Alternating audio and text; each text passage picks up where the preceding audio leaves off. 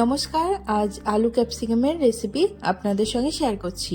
প্রথমে কড়াইয়ে সর্ষের তেল দিয়ে তেল গরম করে দুটো শুকনো লঙ্কা, 1 টিস্পুন সাদা জিরে ও 1 টিস্পুন হিং গুঁড়ো দিয়ে ফোড়নটা নেড়ে চেড়ে নিলাম।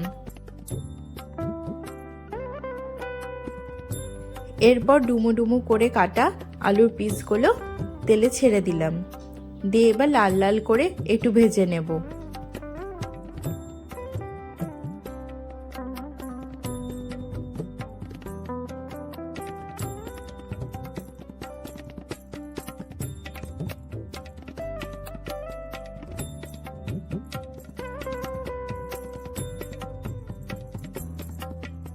আলু লাল লাল হয়ে আসার পর টুকরো করা টমেটো দিয়ে দিব।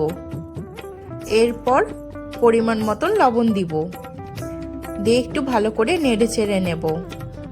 আবার ঢাকা দিয়ে আলু টমেটোটা ভেজে নেব।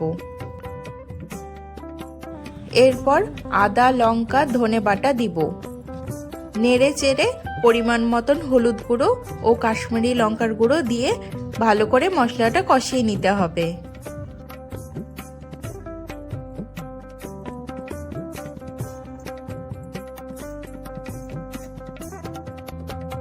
এরপর ডুমু ডুমু করে রাখা ক্যাপসিকামের টুকরোগুলো দিয়ে দিলাম।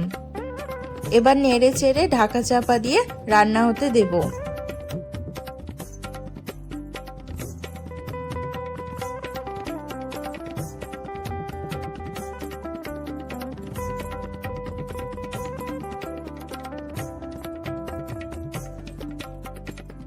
মশলাটা কষে এলে তেল ছাড়লে পরিমাণ মতন জল দিব, দিয়ে আবার ঢেকে সিদ্ধ হতে দিব।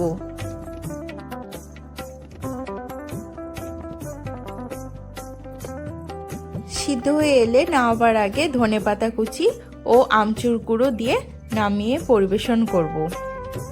আজকের রেসিপিটি কেমন লাগলো অবশ্যই কমেন্টে জানাবেন। সাবস্ক্রাইব করে পাশে থাকবেন। ফেসবুক থেকে দেখলে ফলো করে দিবেন। ভালো থাকবেন, সুস্থ থাকবেন। ধন্যবাদ।